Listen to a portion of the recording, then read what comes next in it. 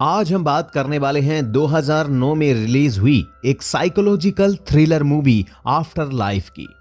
Movie start होती है और हमें एलियट नाम के एक आदमी को दिखाया जाता है जो कि मरे हुए लोगों के फ्यूनल को तैयार करने का काम किया करता था ताकि वो लोग अपने अंतिम संस्कार पर अच्छे से दिख सकें। जिस तरह एलियट उन डेड बॉडीज से बात करता था और उन्हें एक दोस्त की तरह प्यार से रेडी करता था, उससे हमें ये समझ आता है कि एलियट कई सालों से ये कर रहा है। एना जो कि एक प्राइमरी स्कूल की टीचर है और अपने बॉयफ्रेंड पॉल के साथ रहती है, इन तीनों की लाइफ एक दूसरे से कैसे जुड़ती है जब एना जिंदगी और मौत के बीच एक इंसिडेंट की वजह से फंस जाती है। इसके बाद हमें आगे दिखाया जाता है कि एना और पॉल इंटीमेट हो रहे होते हैं। अब पॉल तो इस चीज को एंजॉय कर रहा था लेकिन एना इसे बिल्कुल भी एंजॉय नहीं कर रही थी। पॉल एना से कहता है कि तुम्हारी प्रॉब्लम क्या है, लेकिन एना उसे कुछ भी नहीं बताती। एना एक प्राइमरी स्कूल में टीचर होती है और यहाँ पर एक जैक नाम के बच्चे से इसकी काफी अच्छी दोस्ती होती है, लेकिन जैक का व्यवहार काफी ज्यादा मिस्टीरियस होता है। आगे हमें दिखाया जाता है कि एना अपने स्कूल में काफी अजीबोगरीब चीजों को एक्सपीरियंस करती है। स्कूल खत्म होने के बाद में एना को अपने पियानो टीचर के फ्यूनल में जाना था और वो तभी यहाँ पर जैक को बाहर देखती है। एना उससे कहती है कि क्या मैं तुम्हें घर छोड़ दूं, लेकिन जैक उससे कहता है कि नहीं, मेरी माँ मुझे लेने आ रही है। अब इसके बाद एना मेडिकल पर पहुंचकर कुछ मेडिसिन लेती है और साथ ही वो एक पार्लर में जाकर अपने बालों को रेड कराती है और उसके बाद अपने पियानो टीचर के फ्यूनल में जाती है। और एना को यहाँ पर भी काफी अजीब फील हो रहा था, जैसे कि उसका पियानो टीचर सांस ले रहा हो।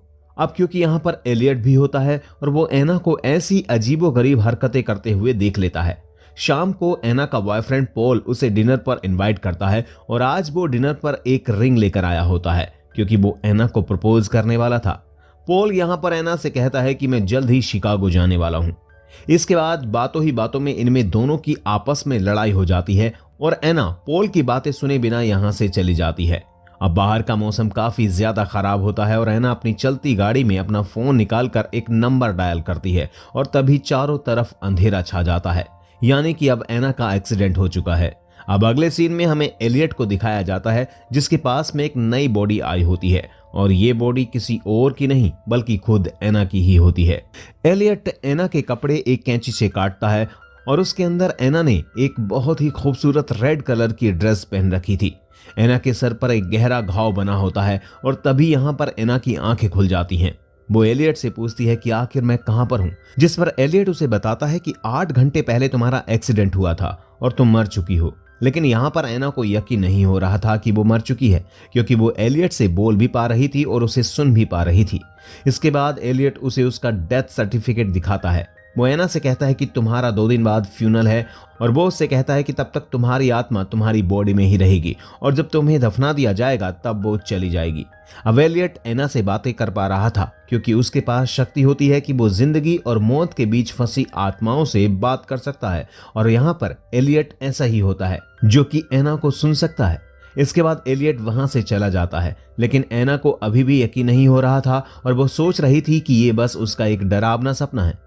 दूसरी तरफ हमें पॉल को दिखाया जाता है और उसे पता ही नहीं होता कि एना मर चुकी है।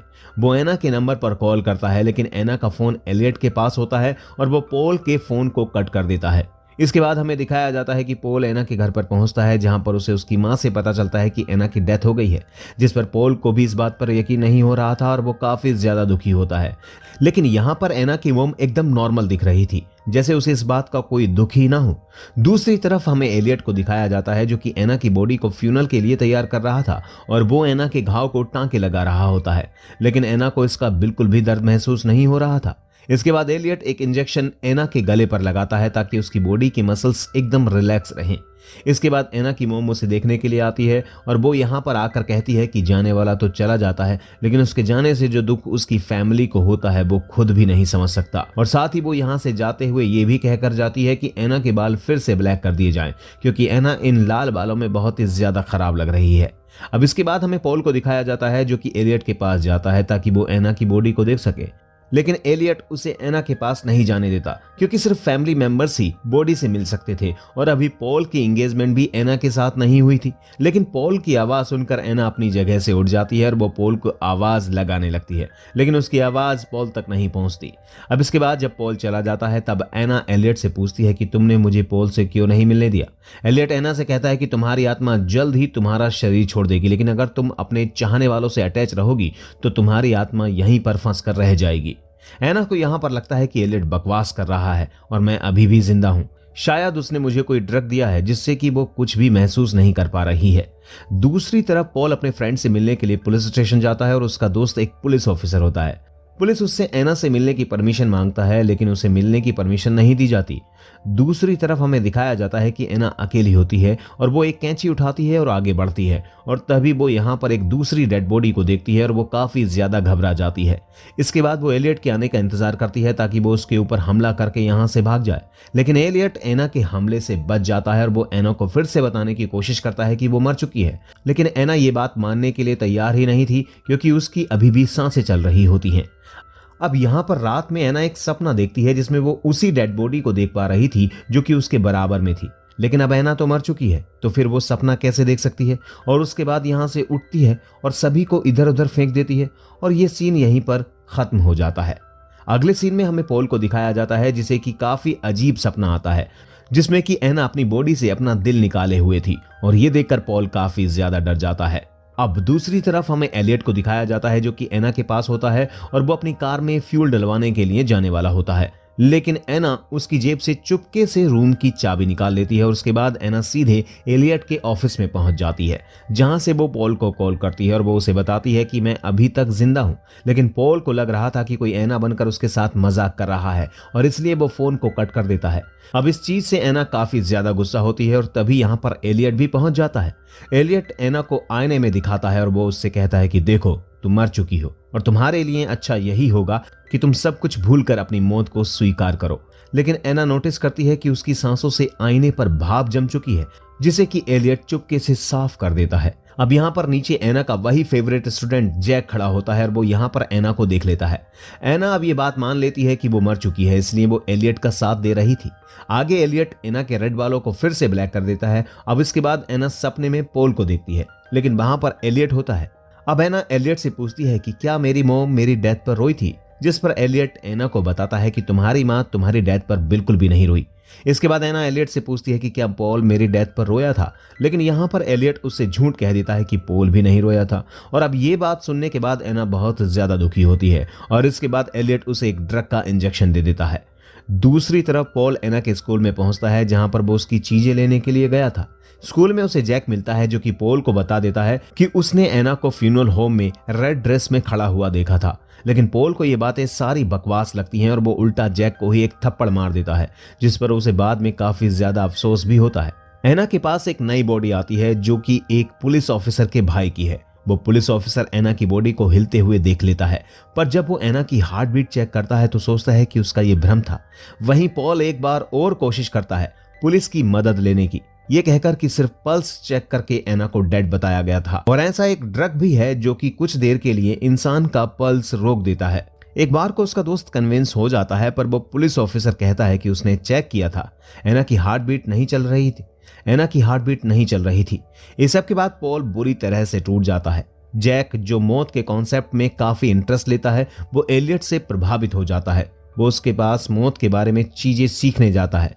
तब एलियट उसे एक बात कहता है जो उसके दिमाग में रह जाती है। वो कहता है कि मैं मरे हुए लोगों को फ्यूनरल के लिए तैयार करता हूँ, वो लोग जो अंदर से मर चुके हैं। मेरे पास और कोई रास्ता नहीं है। ये लोग हमारे आसपास गंदगी फैलाते हैं और उस ऑक्सीजन को वेस्ट करते हैं जो उन लोगों के लिए हैं जो सच में जीना चाहते हैं। अब एना जो रिग्रेट और गिल्ट में है और ये सोच रही है कि वो अगर जिंदा होती तो अपनी लाइफ बेहतर तरीके से जीती, वो एलियट को कहती है कि वो भी खुशी से जीना चाहती थी। एलियट कहता है कि उसकी लाइफ में प्यार करने वाले लोग थे मगर वो फिर भी खुश नहीं थी, तो वो कहती है कि उसे अपनी गलतियों का एहसास है। एलियट उसे कहता है कि अगर उसे दूसरा मौका मिले जीने का तो वो क्या करेगी, और इसके बाद वो उसे रूम के बाहर ले जाता है, जिसके बाद वो एक हेलुसिनेशन से डरकर वो फिर से उस रूम में आ जाती है और कहती है कि अच्छा हुआ कि वो मर गई।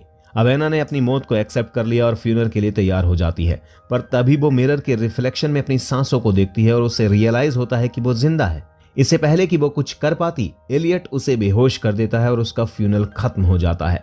पॉल इससे पूरी तरह से टूट गया है और वो मूव ऑन नहीं कर पा रहा है। एलियट फ्यूनरल के बाद उसे मूव ऑन करने के लिए कहता है, पर वो नहीं सुनता। तभी एलियट कहता है कि एना जिंदा है और पॉल को उसके पास जाने के लिए कहता है। पॉल सिमेट्री में पहुंचता है और एना को बचा लेता है, पर कहानी यहीं खत्म नहीं होती।